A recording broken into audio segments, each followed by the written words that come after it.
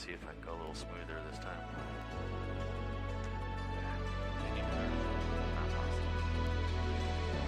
Only, let's be honest, only production people really pay attention to the screen and criticize, okay?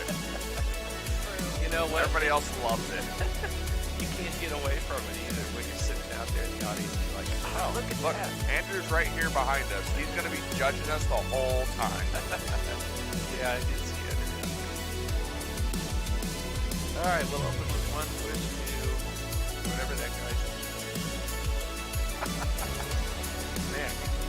Yeah. There we go. There's three different leaders. Yeah, the guy with the hair. Right. All right.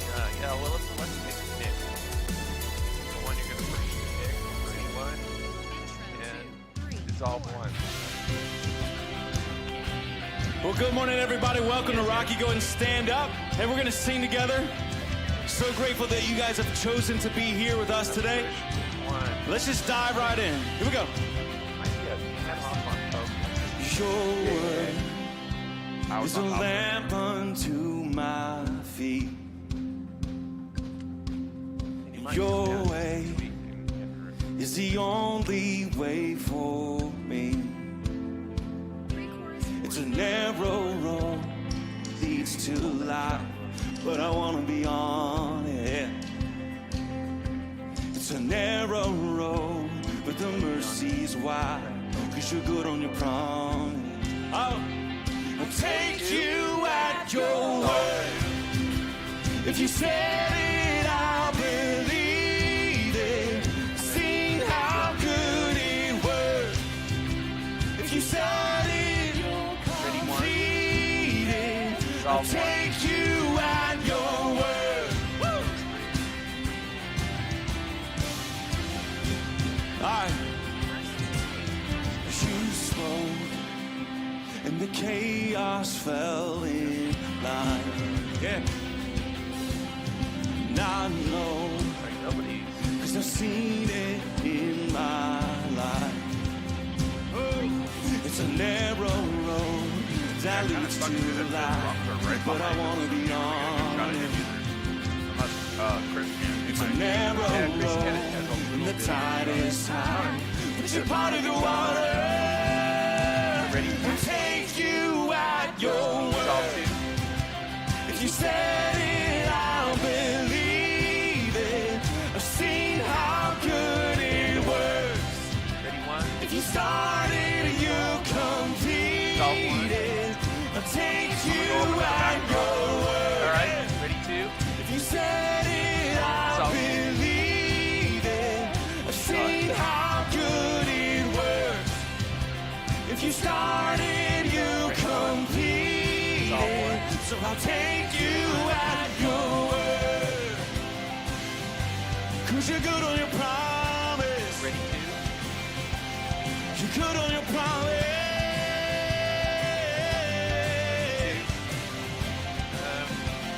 Listen.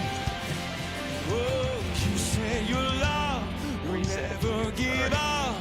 You said your grace is always enough. You said your heart will never forget or forsake me. No. Is that you, Chris? No, I'm on one. I'm saved. You call me yours. You said my future's full of your hope. You never fail, so I know that you never fail me. Sing it again. You said, oh, you said your love will never give up. You said your grace is always, always enough. Will never forget or forsake me. Claim this truth, come on. You said I'm saved, you call me yours. You said my future's full of your hope. You never fail, so I know that you never fail. Everybody, so take you at your word. If you said it, I'll believe it. I've seen how good it works. If you started, you'll complete it. So I'll take you at your word. If you said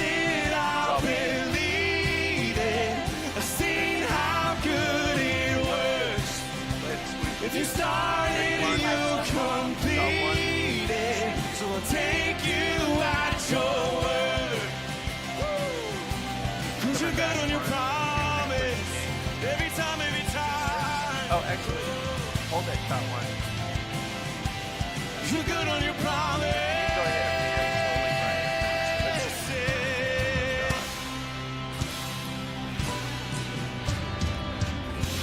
Isn't he good? Amen. Ready, two.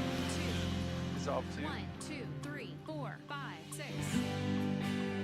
Amen. Hey, let's continue to sing together. Let's focus our attention on Jesus today. Verse 1, 3. Oh, I searched the world, and it couldn't fill me. Man's empty praise and treasures that fade are never enough. Shot of Luke. Verse 2, 3. Then you came along and put me back together. Yeah, when that worked. And every desire is now satisfied here in your love. Go back, me and right. Chorus. Ready, one. Oh, there's nothing better than you. Oh, there's nothing better than you. Oh, there's nothing. Dissolve two. Nothing is better than you. Ready, one. I know it's Dissolve true, one. Verse 3, 3. and I'm not afraid Yeah, to that's show you my weakness, let's do some my failures and flaws. Lord, you've seen them all, and you still call me friend. right. Verse 4. He's the God of the mountain, Dissolve two. is the God of the valley, and there's not a place where mercy and grace won't find me again.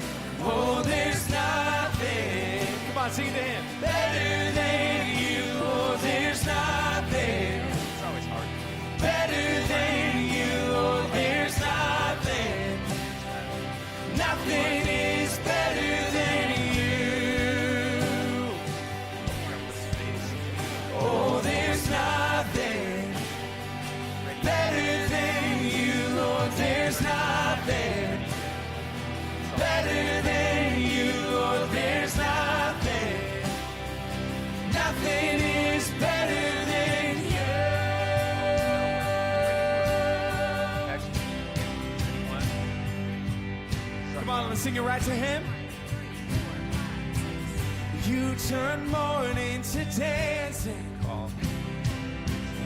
You give beauty for ashes.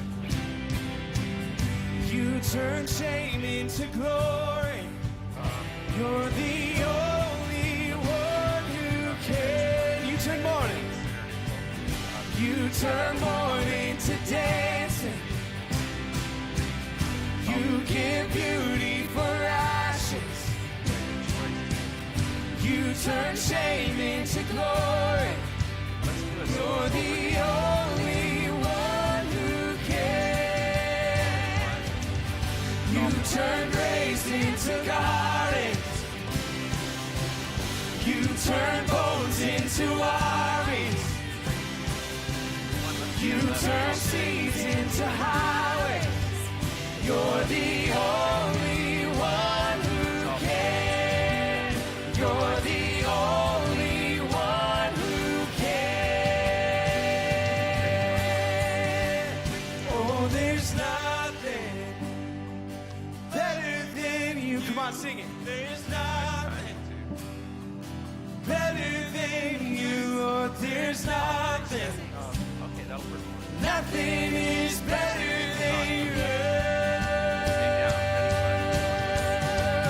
Oh, there's nothing better than you. Oh, there's nothing better than you.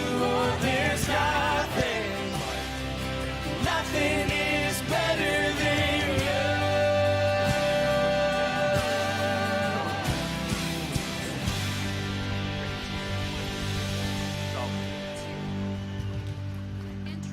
Nice, guys. We're going to keep singing here, and we're going to sing a song we sang last week for the very first time. It's about the goodness of God. I want to ask us to sing this to Him today, We already knew that. to remember His goodness, even though we might be living in chaos, even though our life might be crazy. Let's sing this. I love you, Ready, one. Lord. Psalm 1. Oh, your mercy never fails me. Go ahead, just come in tight. All my days, I've been Semi-tight. held Nobody in sing. your Right. hands. From the moment that I wake Look at some up raccoons, raccoons. until I lay my head, Although, I I don't mind will hanging on busy for a sing little bit here. of the goodness of God. Okay, you want to rack that out one? Ready, two. And all my It's all life you have been Go ahead and come in. faithful. Yeah, you do it. Nice rack out one. And all my life you have been so, so good. With every breath that I am one reset and able, two rack out. I Ready, one. will sing of the goodness of God. I love your voice. One, let's go ahead and You have push led right me through the there. fire Actually, keep the pan in going. darkest Keep the pan nights. going left. You are close Let's like start no rack out. other. I've known you as a father, and I've known you as a friend, and I have lived in the goodness of God. And all my life you have been faithful. And all my life you have been so, Ready, one. so Step good. one. With every breath that I am able, I will sing of the goodness of God. Psalm Your goodness is running after, it's running after me. Your goodness is running after, it's running after me. With my life laid down, I surrender now. I give you everything. Your goodness is running after, it's running after me. Oh Lord, your goodness is running after, it's running after me. Your goodness is running after, it's running after me. With my life laid down, I surrender now. I give you everything. Your goodness is running after, it's running after me.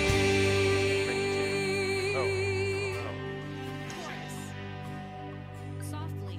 Yeah, that was that. All my life you have been faithful. Nobody rack out on the next transition. There, Bob's Yeah, let's do. Lord, all my life you have you're on been one, so, Yes, sir. so good. Yeah, but let's. Let me move it to the left and Every rack out. breath that not I yet. am Let's sing able, I will sing of the goodness of God. No, let's do it. Ready, two. All my life you have been faithful. All my life you have been so, so good. With every breath that I am That's on the right, so I'm gonna pan this way. And I can All right. of the goodness of God. Yes, I will sing of the goodness of God. Psalm 1.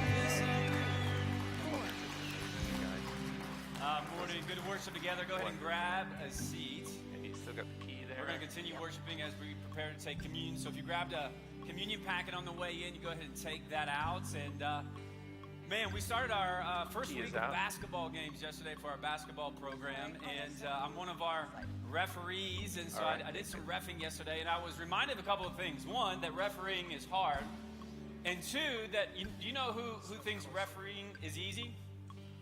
People who are not refereeing. Yeah. Especially, and I'm gonna grandmas, I'm gonna come after you just for a second, okay? I love you. God loves you. But you know who really thinks refereeing is easy? 70-year-old grandmas, okay? They think they've got it all figured out. They know all the rules. But here's what you'll learn if you just go listen to, grandmas. They know nothing about basketball, okay? They really care about their grandkids, though, all right? So props to grandmas showing up. And but perspective is powerful. Because when you're not refereeing, you're just watching the game, it's really easy to have an opinion and if I could do better, and it's really easy to do that. But I would also remind you, when was the last time you saw a 70-year-old grandma refereeing? It's been a while, hasn't it? And you want to know why? Because they wouldn't make a good referee. I mean, that's the truth of it. And in light of just, preparing to take communion this morning, I fall into this trap sometime, and maybe you do too, but every once in a while, I'll have some thoughts that kind of creep in that goes, man, I'm not God, but I feel like in this situation, I could do a better job. Or, if I was God, I'd have done that differently. I would have handled that a little bit differently. I would have did this, or I'd have did that. And I think every once in a while it's good for you and me and just to hear this truth, because we need to hear it. It's actually a good thing. It's not a bad thing, but you just got to hear it, and so do I. You're not God. Neither am I. That's a good thing for us this morning, because we wouldn't make a very good God.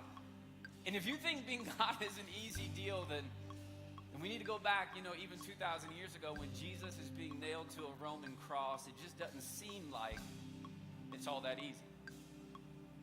And I think sometimes you just got to be mindful in the midst of, uncertainty and anxieties and maybe even fears. And Good job. we all have those keeping up moments. with God, where are you? What are you doing? Jeremiah It's not and always not perfectly clear to splitting us. Pain in half. But I think the best place that we can be in the context of life is to let God be God. Let Him lead, and you follow. And that's how we exercise our faith. So this morning, it's just came through, take so a I'll be breath of ready fresh when you air. are.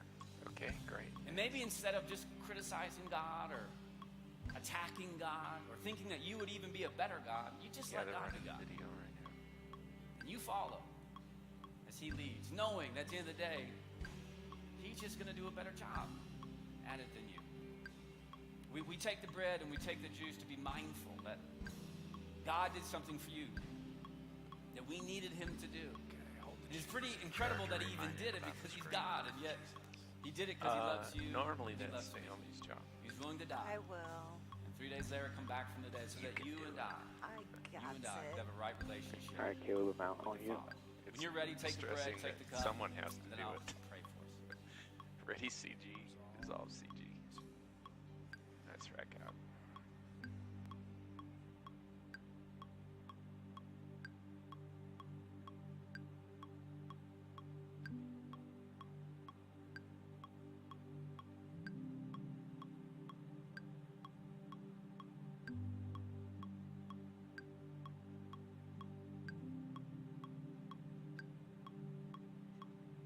Why does the click track keep running?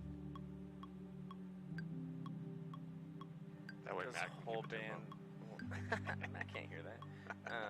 That way, because whole band was playing while he was talking. I see. Ready one. Pray with me this morning, Father. I Psalm thank 1. you for Once I get into the sermon and the click being is a still God going, let who me know. And has screen. fought to Screen's have coming a down. Thank you. relationship He hit with it. us. We're good. Cool, thank We're in you. this series talking about grit. I thank you that And you're a stream God is who's ready when you are. All right. gritty, the creator of all things, and created me and everybody on this planet, and this relationship that's And with we will humanity stay on that's been up station and down down here just in has case. required an incredible amount of sacrifice Thank you. on Sounds your good. behalf. And So far, so good. even though we make mistakes, you keep coming after us. You keep fighting for a relationship with us. We You really call are your own unique. son to die No for question us. about it. Whoop, whoop. You loved us way before we loved you. And Caleb. yourself. I was about thank to you for say, your pursuit. I'm seating over here, don't you In know? moments when we maybe even say and live as though we want nothing to do with you, you still want everything to do with us. And so I pray this morning you would refresh our hearts and minds, that in the midst of this series, we be mindful that life is hard. Bench warmer. And as we'll be Next reminded year of is your today, we year. get to choose what our hard is. And I thank you for being a God who, before Don't talk too loudly on the any of this was camera even stands, created, 'cause you people chose around us. you can hear you. You So don't we love remember you. because you got your headset We on. thank you for all those truths. All right. Speak to us Ready, this morning. stream, We've come to hear. and We pray all this in the name of your Son, Jesus. Amen. go stream. It's hard to practice perseverance. Nicely done, Naomi. It's hard to practice compassion and forgiveness. It's hard to set I'm personal off goals. Bobski's off com. It's hard to take care of yourself. It's hard to be broke. It's hard to live in bitterness and unforgiveness. It's difficult to be jealous of somebody. It's hard to let yourself go. It can be difficult to lay your life down and humble yourself and rid yourself of the disease of ego, pride, and comparison and competition. It's difficult. It's hard to be creative. It's hard to be an introvert. It's hard to be an extrovert. Singleness can be difficult. Marriage can be difficult. Raising your children on your own can be difficult. It's hard to wake up early. It's hard to wake up late. But there's a reward on the other side of waking up early. If you wake up late, you've lost too much daylight. What somebody else did before you woke up, now you only have a fraction of the day to get it done. There's a reward on the other side of one pain, and there is regret on the other side of the other pain. And if you're going to win the reward, you're going to have to persevere. You're going to need endurance. You're going to need to be consistent. And on the other end of the pendulum, there is the pain of regret, where you did nothing because you were afraid you would make a mistake. The pain of regret will hurt you. Who's our backup? So choose your heart. Make a decision.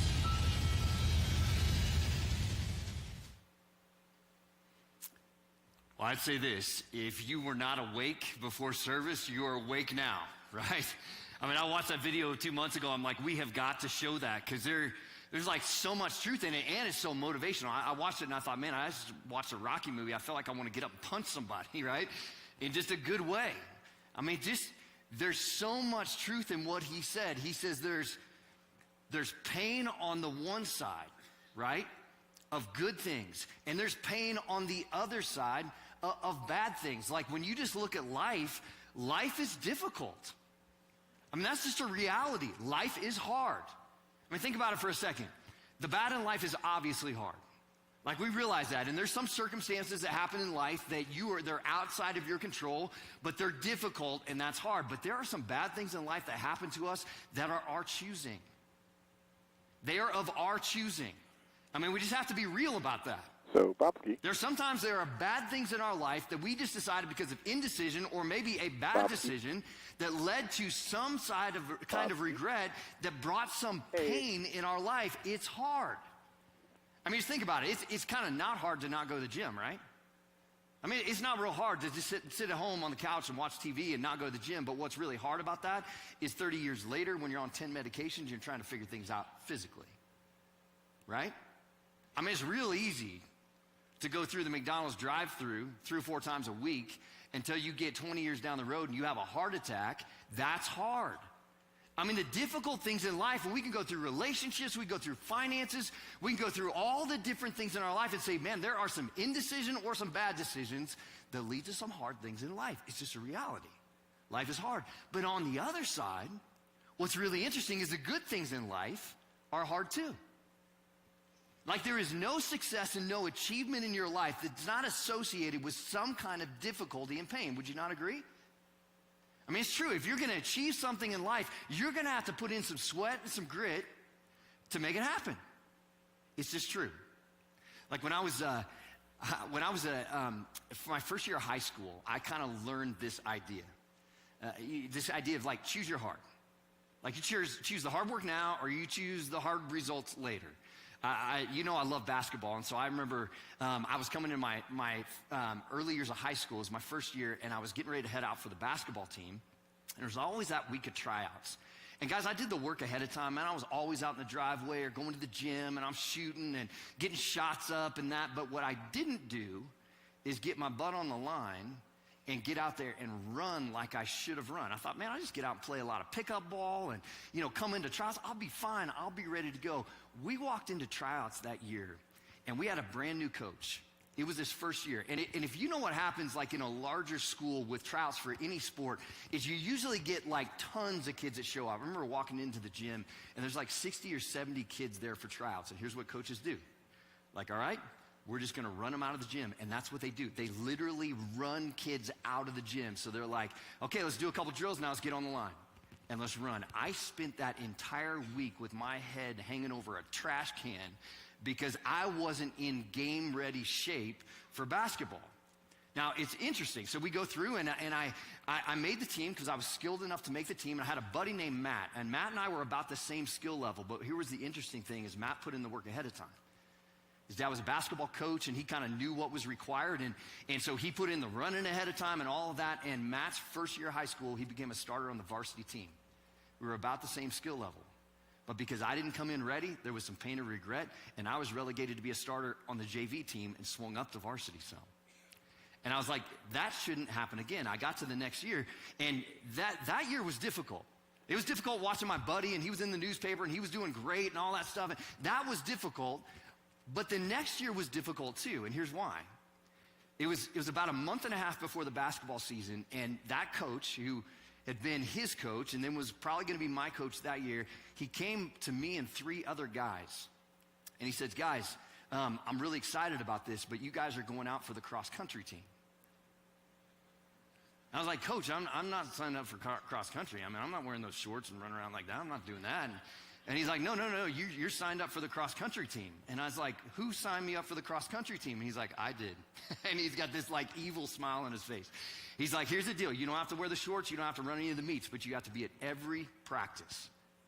And so it starts tomorrow. The problem is the cross-country team had been running all summer, and their official season had started about 3 weeks before that.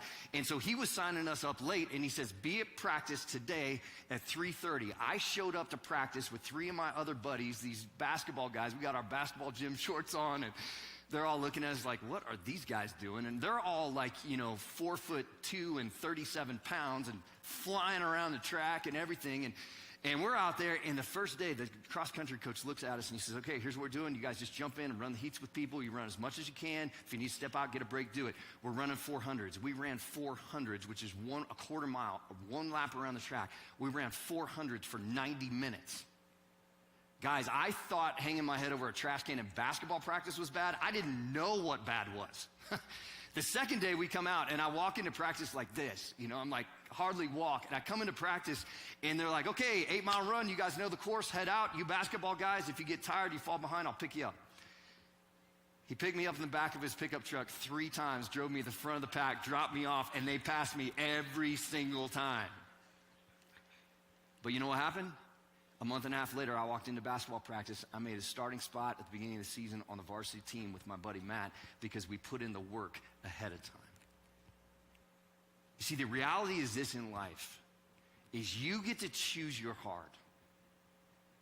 And the leadership principle and idea is this: you can choose the hard work now, or you end up choosing the hard results later. And it's true physically, it's true spiritually, it's true in personal development, whether it be our relationships or our finances, whatever area of life.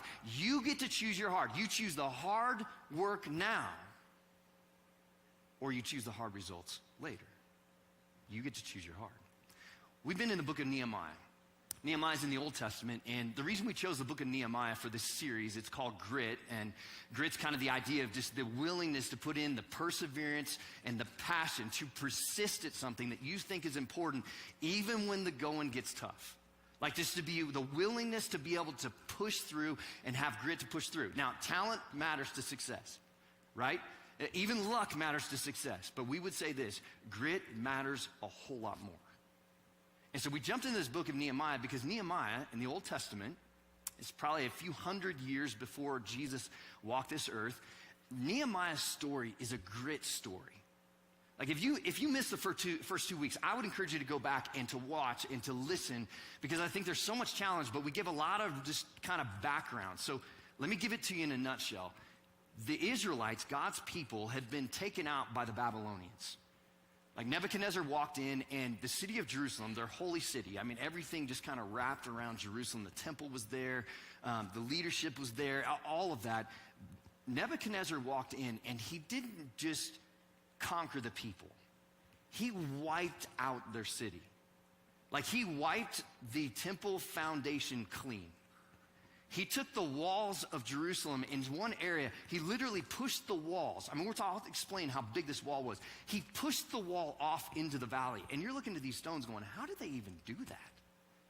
I mean, he burned the city. They walked out, and Nebuchadnezzar took hundreds of thousands of Jewish people, the Israelites, to live in Babylon, kind of readjust their culture, and he just left the rest of the people living in ruins, and they had lived in ruins for decades.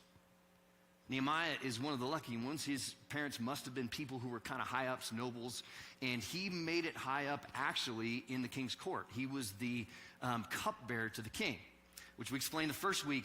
That's not like just the guy who sips the wine and checks the food and to see if it's poisoned and like off with your head dead guy. It's not that guy. This guy is like actually leader of security for the king of Babylon. So we're talking big deal. Nehemiah, alongside the king, every meal, he's good friends. He says, hey, king, I've heard a report, my homeland. This king cares nothing about his homeland. He says, my homeland is in ruins. The city that my parents loved, I've never been there, but that city is in ruins. Would you allow me to go back and rebuild the wall? The king says yes, and then he pays for it. He's like, Nehemiah, I'll give you the funds. You just go do it. They're 900 miles away from Jerusalem. Nehemiah gets all the resources, gets people that can come back and help him, and he goes back to Jerusalem.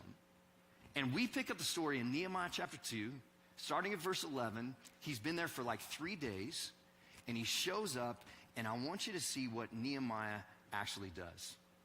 Verse 11 says, I went to Jerusalem. So this is after he traveled probably like 3 months to a certain area to get all the supplies. Then he traveled 3 months, 900 miles to Jerusalem, and he gets there. He's never seen the place. So keep that in mind.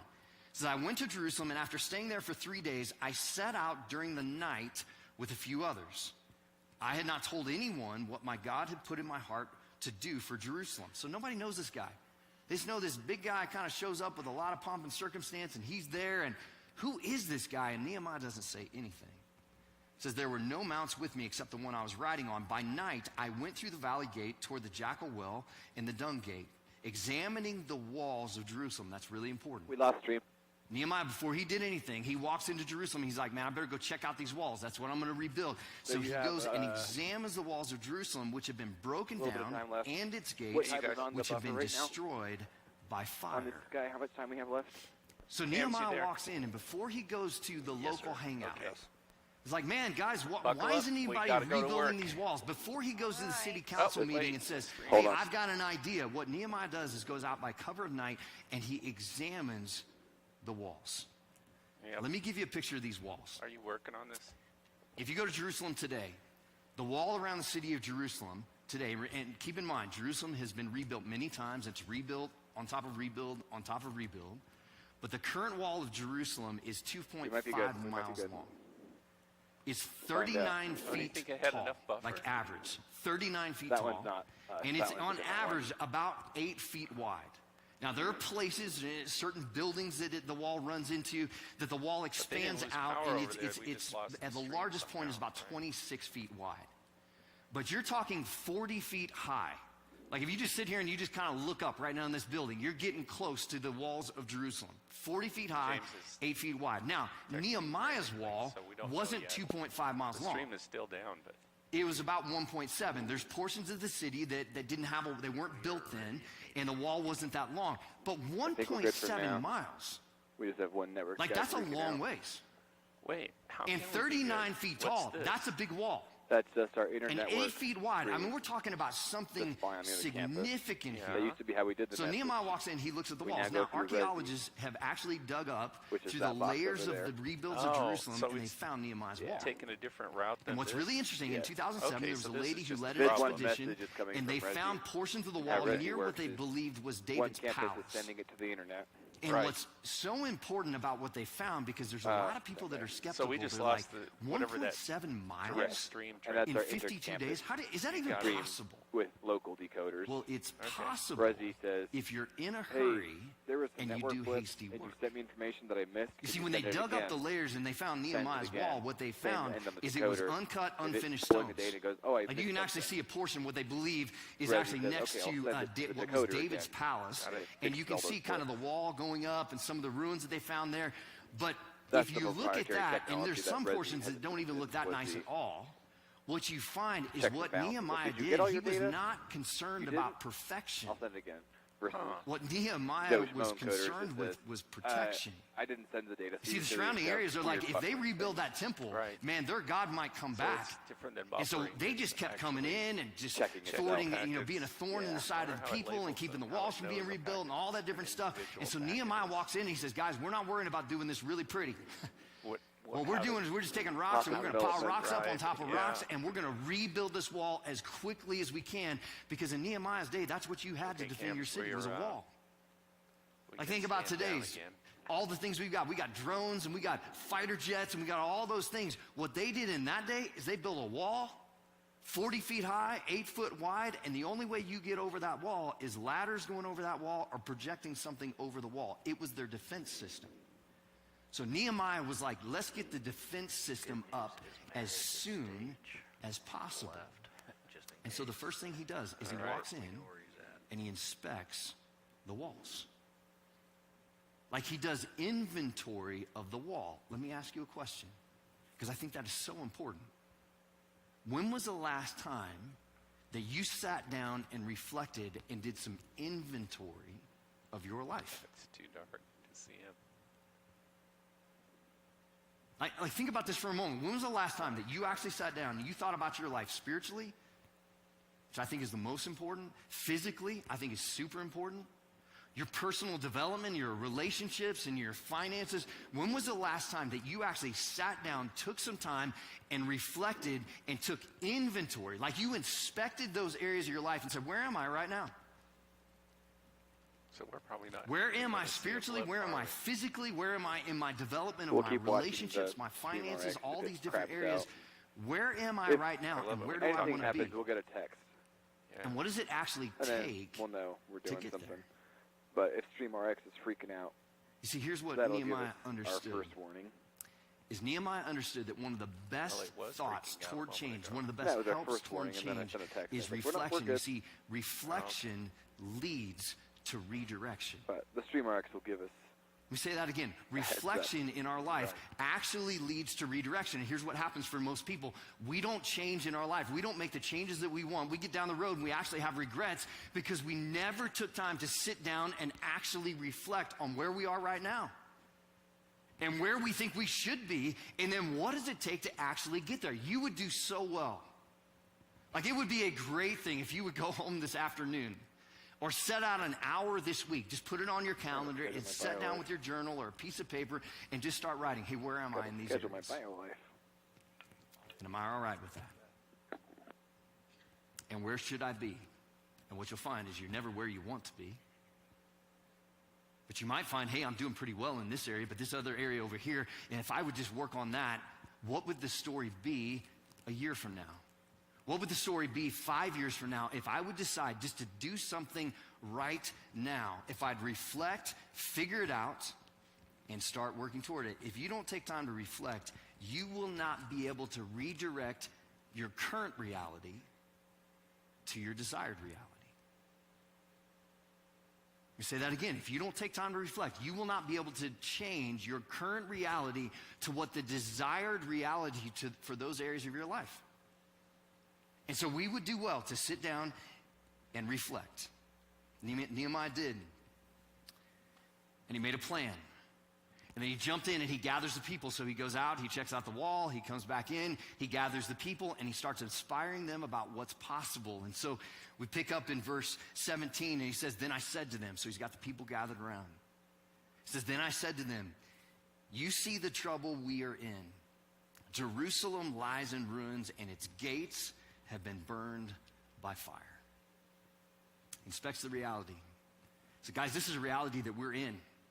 And you've been sitting in this for a long time, far too long. Like, I think you've been sitting in it so long that you don't even realize it anymore. And so Nehemiah just brings some reality and says, here's the spot we're in, and I think there's something possible if we'll just jump in and actually make a decision. I've mentioned a guy's name in here quite a few times, actually 3 times, one before Christmas and then one 2 weeks ago. His name's Trent Shelton. If you haven't heard the name, he's a former Baylor football player. Didn't make it in the NFL, broke his dreams. He was just crushed, sitting at home in his mom's basement. And his mom came down, she had a conversation with him. She says, are you going to sit here or are you going to actually do something? Trent Shelton was in the middle of a major injury, kind of a career-ending football injury.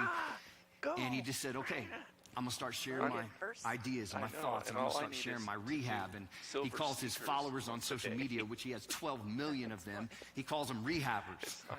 Like we're always rehabbing something in our life. And I was listening to a podcast toward the end of the year, and he made a strong statement. Now understand, Trent Shelton's a football player, he's a social media influencer, but he's a strong Christian. But Trent Shelton said this, he said, indecision is a damned decision. And here's the deal, sometimes strong language creates strong truth. Like it helps us understand strong truth. What Trent Shelton was saying is indecision is a bad decision in your life. Nehemiah standing up there in front of the people and he's saying, indecision, like we've been sitting in these ruins for so long, we don't even realize it anymore.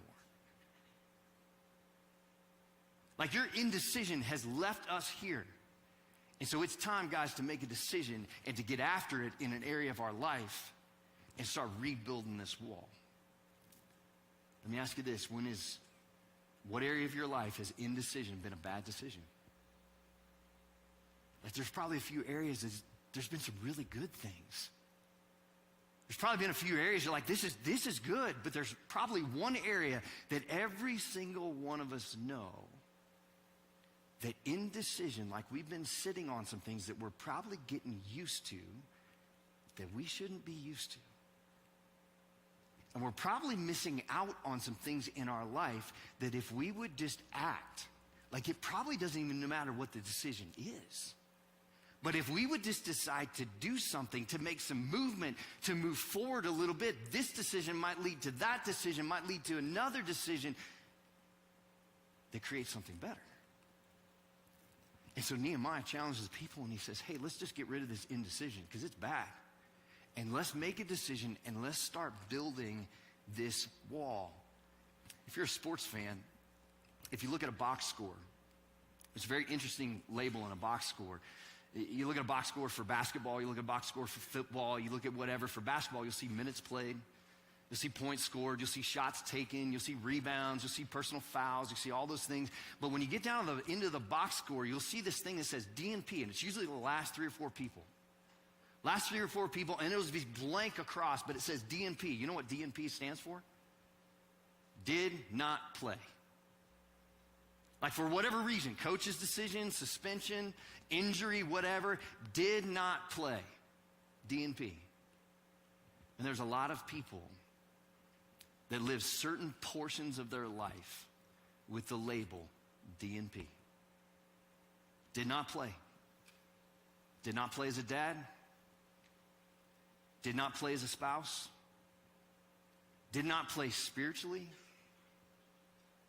Man, did not play financially. And we get down the road and we're just looking at staring retirement down like, oh man, I did not do what I should have done. There's a whole lot of us in 1 or 2 areas of our life that what we need to do is get off the bench and actually get in the game and make a decision and do something now, because you never know what God can do with just a little bit of movement.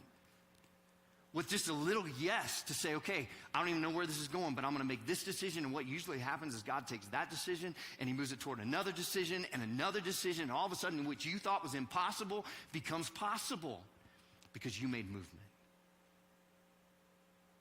Now, where's indecision led to a place in your life where you're just not playing? And where you need to get off the bench and get into the game and say, this area needs to change. You know how they made change? It's really interesting. Nehemiah goes on, and it says in verse 17 and 18, I'll read 17 again. He says, then I said to them, you see the trouble we're in? Just the reality of the indecision. Jerusalem lies in ruins. Its gates have been destroyed with fire. Come, let us rebuild the wall of Jerusalem, and we will no longer be in this disgrace. I told them about the gracious hand of my God and what the king has said to me. They replied, let us, key word, let us start the rebuilding. So they began this good work. You go on to chapter 3, we won't read it. But you go on to chapter 3, and Nehemiah tells how he did the work. He goes family by family. He looks at this family right here, and he says, you live near this section of the wall, this is your section. And he goes to this family right here, and he says, you guys are right next to them, and your so you take the section next to them. The entire 1.7 miles, they go family by family by family by family. Some families took gates, some families took outposts, some families took sections of the wall. The entire 1.7 miles is covered by family by family by family. And what does that produce? If you're working, and I'm working next to you, I better be working.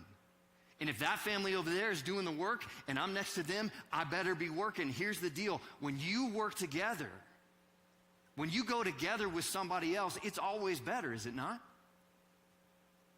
Like what happened was Nehemiah built in some accountability with these people to where they went together. We've got a value around this place. It's just that. We call it go together. And it actually started from, you look at through the New Testament and you see that Jesus went together. He had 12 disciples.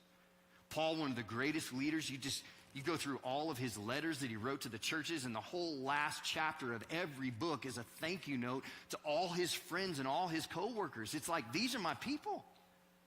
And I keep going. He even says it, and I keep going because of these people.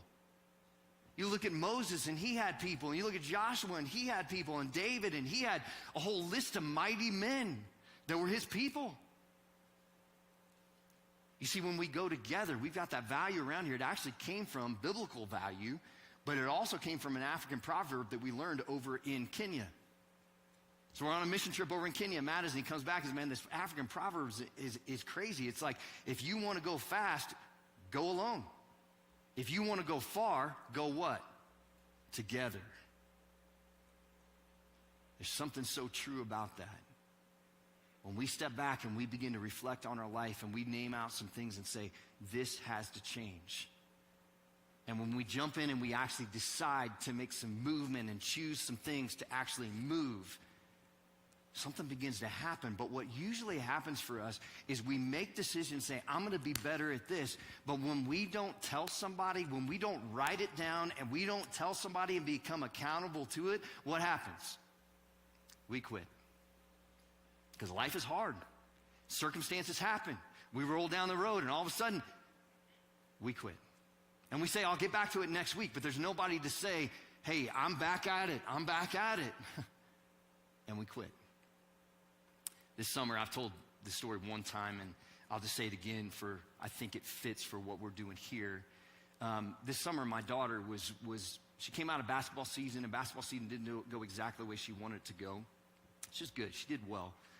But Maddie came out. She's 17 years old. She was in her sophomore season, and she comes out, and she's like, man, Dad, I got just a few months till basketball starts in the fall. And I don't know, I want to do something. And she was talking physically. She just wanted to work on her body, work on her game, do some different things. And a couple of our staff members had done a mental toughness challenge. There's 2 staff members, and both of them, their spouses, they're good friends, and they did it. And they did it for 75 days. It chose 5 commitments. And in those 5 commitments, there was things like, drink a gallon of water, work out 2 times a day, 45 minutes, 2 times a day. And then there was like, choose a diet plan and stick to that diet plan and no cheat meals. And all of this stuff, and it was read 10 pages a day and even take a progress picture, kind of see where you were at the beginning and where you are at the end. And they did it, and the stuff they talked about progress in their life was so incredible that I was like, man, Maddie, Amanda and Dee and Joel and Josie, they did this thing. And she's like, let's do it. I'm like, oh, let's do it? No, you're going to do it, right? She goes, no, Dad, come on, man. I need somebody to do it with. Let's do it. And so, guys, we did it. And I'm telling you, it was super hard. You got to work out 45 minutes 2 times a day. There were times where we were at the gym at 11:30 trying to get in our 45-minute workout. There was times that I'm at like 11:50 going, this has been the craziest day. Get out my book, read my 10 pages, you know. Which book has the shortest 10 pages that I can read kind of thing, right? Guys, we got to the end of that thing. And I'm telling you, I'll just tell you about my daughter's side. Man, the physical changes, and man, her being a 17-year-old girl, the confidence that it built in her was incredible. She walked into basketball because some of her commitments wrapped around some basketball stuff that she was doing. She walked into basketball this year after only getting 6 games on the varsity team last year. She's a starter on the team this year. She was voted as a captain on her team this year. And if you ask her, like, where'd that come from? She'd be like, Dad, it came from the commitments and the pushing through and the mental toughness of doing it for 75 days and getting it done. And I'm telling you, I'm incredibly proud. You know, sometimes what we have to do is we have to choose something hard, but we have to choose something hard together. And guys, all of life is hard. The good's hard, the bad is hard. And so we challenge and we encourage you around this place to choose something hard together all the time. That's why we have small groups. That's why we go together. Like, we got a launch that's coming up immediately. You should go out in the lobby and you should talk to somebody and say, hey, I want to get in a small group. There's a table out there today, both campuses. How do I do that? If you're online, you should go online to our website, rocky.church/groups. That's how we go together. Because some of you are living life alone and you're not getting what you want out of life. Because you need God, number one, and you need God's people helping you go together with them to see something different in their life. So here's what we're going to do. Like, we got done with that commitment. I just was like, I was convicted. I was like, guys, I think there's something for our church in this. Like, not this commitment thing that we did, but our version of that. I think we need something because we need to get a little grittier in life. Because there are a lot of things that we want to see happen that are only going to happen if we get away from the indecision, because that's a bad decision, and get after it, make a decision, and say, let's have some grit, and let's actually do something. But here's the thing. What you need to do is different than what I need to do. And what you need to do is different than what this person over here needs to do. We all have different things. And so we just stepped back and we said, hey, let's do a grit challenge. Book of Nehemiah is 52 days. They rebuilt the wall. What could we do in 52 days if we chose some things to do together? And you know you got 3 things in your life, in the area of your spiritual life, in the area of your physical life. We could all do better than that, right? In the area of maybe personal development, whatever that is for you, finances, relationships, time management, leadership at work, friendships, whatever that might be, there's some area of your life that you could commit to something that if you did it for 52 days, what would it lead to? What would it lead to? It might lead to some things, because you know what's been so cool about watching my daughter is the commitments haven't quit. And there's actually more commitments that are coming on the plate. Because if this could happen, what else could happen? And what could it be for you? I want you to pull out this card. If you're here today and not watching online, you got one of these cards when you walked in. If you're online, all you got to do is go to rocky.church/grit, and you can print one of these out. But here's what we're going to do. We're going to start off with a mental toughness challenge. And we're just going to say for the next 52 days, what could we do together? How could we choose 3 commitments that you will do every single day? And they don't have to be big. We're not talking about impossible here. We're just talking about necessary. Like, what would you choose in the area, number 1, spiritually? I mean, that's the most important thing in your life. If you miss that one and you get to the end of your life and you don't commit your life to Christ and invest in that relationship, you don't want to get a DNP, faith-wise. So what do you need to do? And you don't know what ideas to choose. On the back, there's goal ideas. Man, maybe you just need to pray 5 minutes a day. Commit to that. Maybe you need to write in a gratitude journal and just write 5 things that you're grateful for to God each day. Maybe you need to read 1 chapter a day. What is it that you could do spiritually that draws you a little closer to God and gets him involved in your life more? Physically, Choose one commitment physically. I know some different people on our staff. One of them saying no soda. Matt said that last week. There's other one just said, I was talking to Luke this morning. He's like, no fast food. No fast food for 52 days. I mean, those aren't big things. But you're going to notice little changes, right? Over 52 days. You won't notice a change on day 10, but you might notice a change on day 52. And then you're like, man, I feel a whole lot better not eating McDonald's every single day. So maybe I don't do that anymore. And then personal development. What's the decision there? I'll give you mine.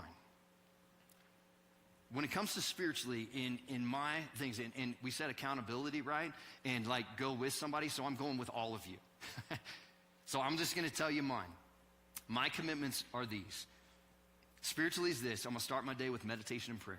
Before I do anything else, I'm going to get up.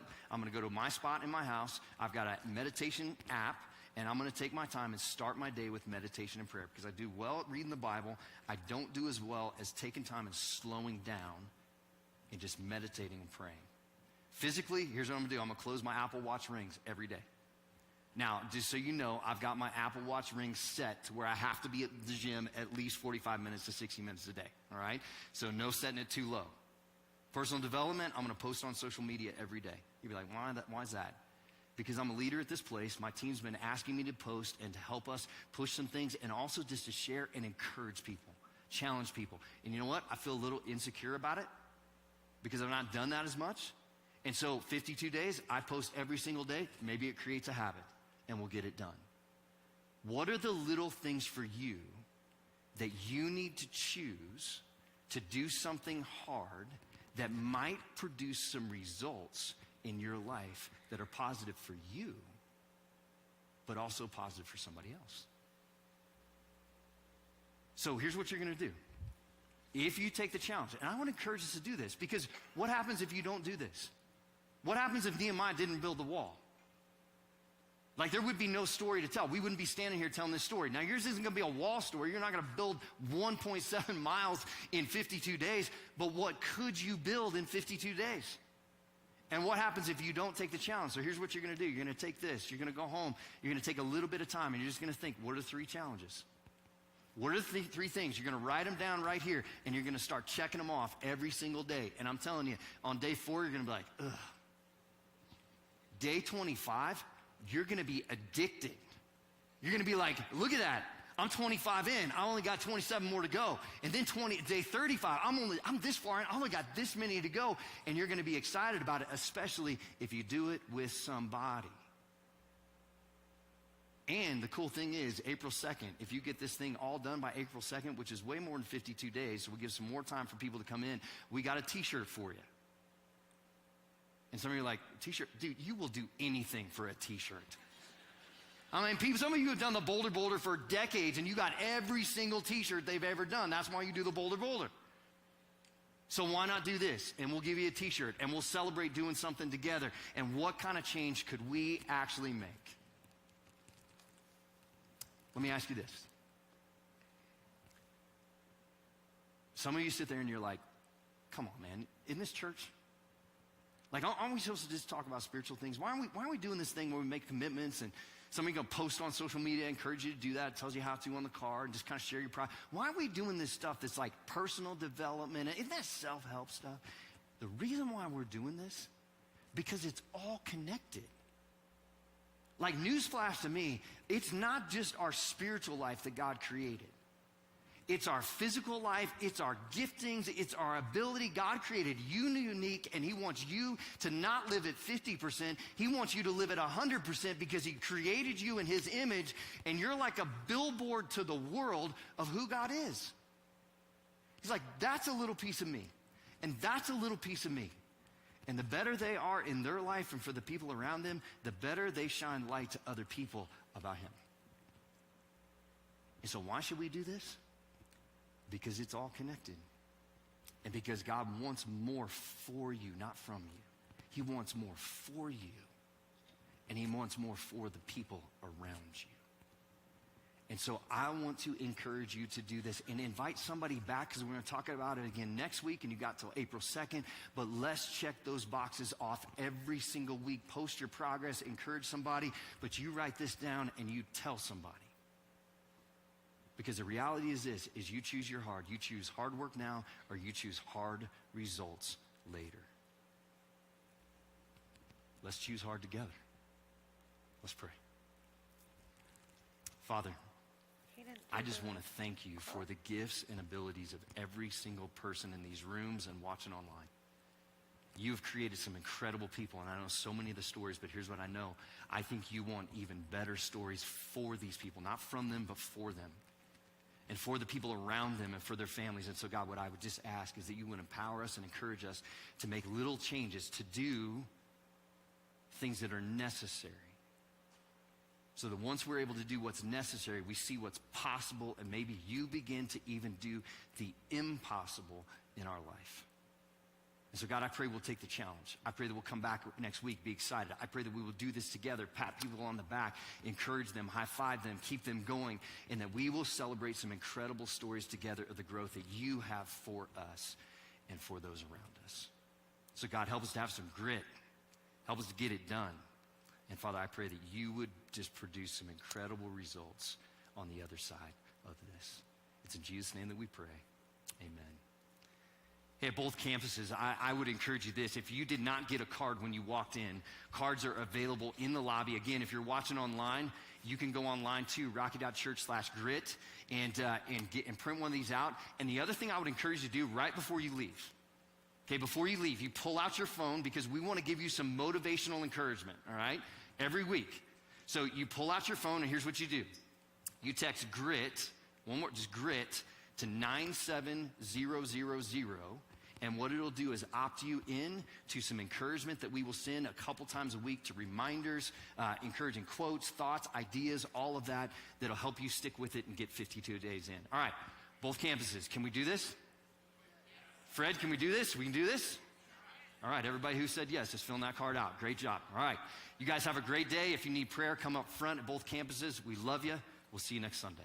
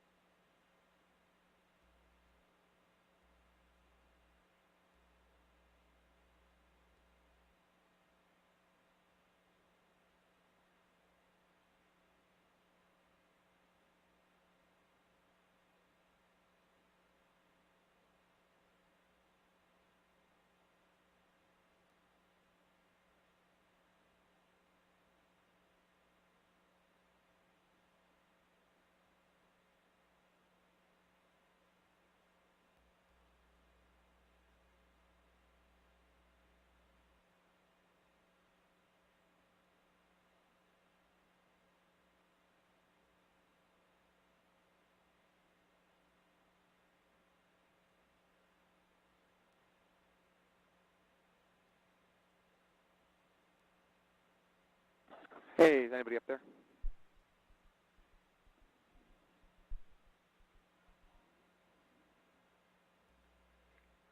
Anybody in the video room?